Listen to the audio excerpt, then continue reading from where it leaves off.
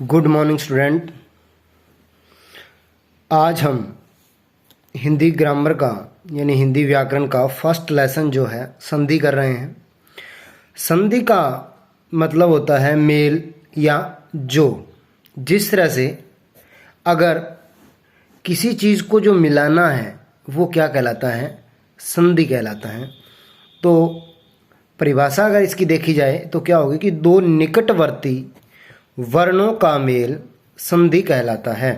कि जो निकटवर्ती वर्णों का, निकटवर्ती का मतलब क्या होता है, क्योंकि संधि जो है वो हमेशा जो दो नज़दीकी वर्ण हैं उनके बीच में ही होती है। क्योंकि जैसे हमारे पास एक शब्द है हिम प्लस आल्य, तो इनके निकटवर्ती कौन सा आ गया कि पहले शब्द का लास्ट और दूसरे शब्द का पहला वर्ण।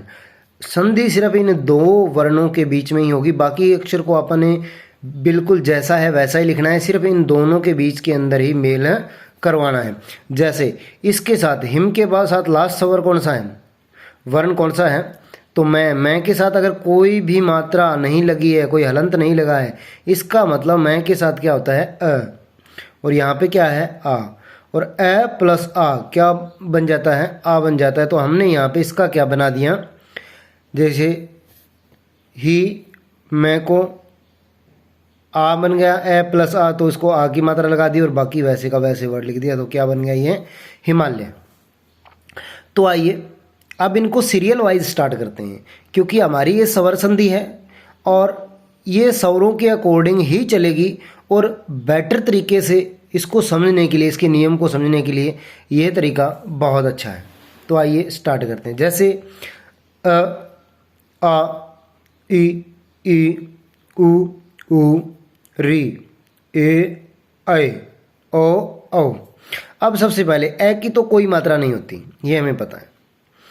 आ किससे बनता है, ए प्लस अ, क्या बन जाता है आ, यानी पहले शब्द के लास्ट के अंदर आया हो और दूसरे शब्द के स्टार्टिंग में आया हो तो क्या बन जाता है, आ बन जाता है। फिर क्या है, आ प्लस अ भी क्या बन जाता है आ, यानी पहले शब्द के लास्ट में आ हो और दूसरे शब्द के स्टार्टिंग में ए हो तो क्या बन जाता है आ। इसी तरह आ प्लस आ हो तो भी क्या बन जाता है, यानी दोनों शब्दों में पहले शब्द के लास्ट के अंदर आ हो और दूसरे शब्द के स्टार्टिंग में आ हो तो दोनों मिलके क्या बन जाते हैं, आ बन जाते हैं।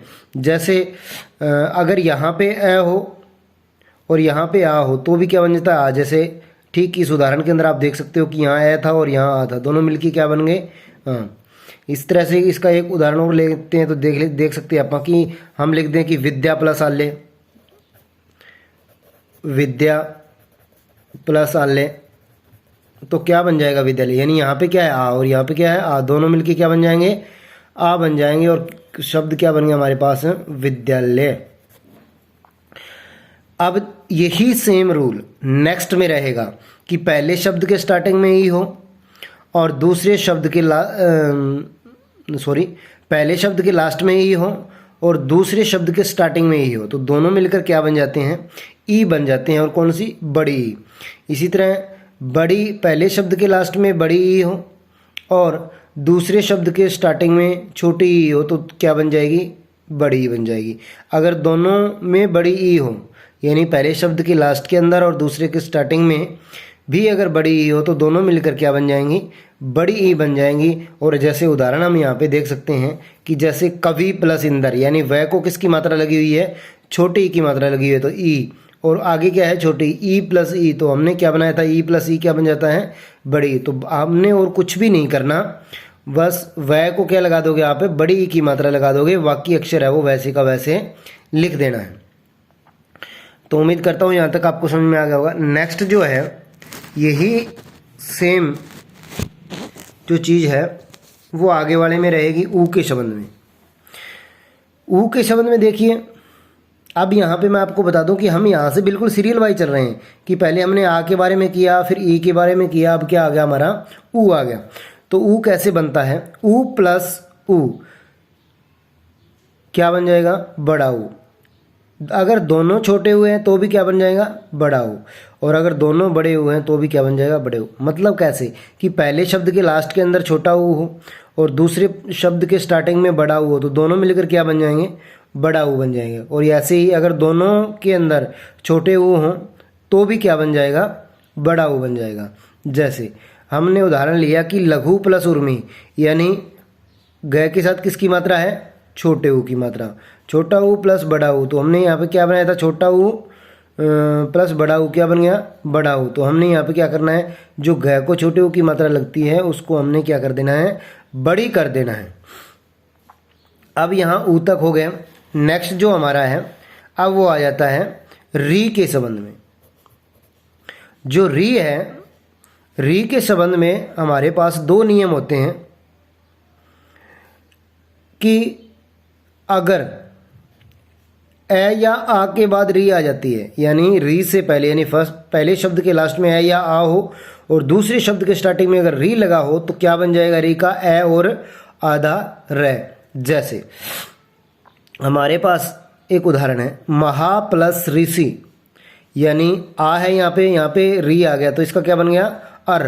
तो क्या बन जाएगी ये, मैं ऋषि अर इसलिए बन गया। तो यहाँ से जो आ की मात्रा है वो कट हो जाएगी, क्योंकि यहाँ पे ए बन रहा है, आ की जगह क्या बन रहा है, ए बन रहा है। ए की कोई मात्रा नहीं होती है, तो ये क्या बन जाएगा, मैं ऋषि। जैसे मैं लिख दिया हमने, हा नहीं लिख सकते क्योंकि ए बन गया तो है लिख दिया, और बाकी आधा रह है तो वो हमेशा अपने से आगे वाले अक्षर के ऊपर, आगे वाला अक्षर क्या है, श के ऊपर चला गया तो क्या बन गया, मैं ऋषि। इसी तरह हम अगर और उदाहरण लेना चाहेंगे, जैसे देव प्लस ऋषि तो क्या बन जाएगा, देवर्षि। अब दूसरा नियम इसमें री के संबंध में क्या कहता है कि अगर री के बाद, यानी पहले शब्द के लास्ट में री हो और दूसरे शब्द के स्टार्टिंग में री को छोड़कर अगर कोई स्वर आ जाता है तो री का क्या बन जाता है, ओनली आधा रे। जैसे हमारे पास ये उदाहरण आ गया, पितृ प्लस आज्ञा, पितृ यानी री आ गई यहाँ पे और आगे क्या आ गया, आ गया, तो री का क्या बन गया, रे। और आगे जो मात्रा लगी हुई है, जो स्वर आया हुआ है वही मात्रा इसके साथ लगा दोगे रे के साथ। देखो तय से री हट गई स्वर तो तय रह गया आधा, और अगर रे आधा हो तो हमें पता है कि वो अपने से पहले वाले अक्षर के नीचे चला जाता है, तो तय के नीचे चला गया। और आगे आ है तो इसको हमने आ की मात्रा लगा दी और क्या बन गया, ये पित्राज्ञा। इसी तरह सेम एज रह जाएगा, मातृ प्लस आज्ञा तो क्या बन जाएगा, मात्राज्ञा, क्योंकि री का क्या बन गया, रे और आ की मात्रा लगा दी, और रे से पहले अगर अक्षर आधा हो तो रे उसके नीचे लग जाएगा तो क्या बन गया, मात्राज्ञा। तो स्टूडेंट जितना भी वर्क इसका आपको करवाया है आपने उसको अच्छे से समझ के करके देखना है। अगर कोई प्रॉब्लम हो तो आप मुझसे कांटेक्ट कर सकते हो। बाकी जो इसका रह गया आगे का वो हम नेक्स्ट वीडियो में करेंगे। Thank you.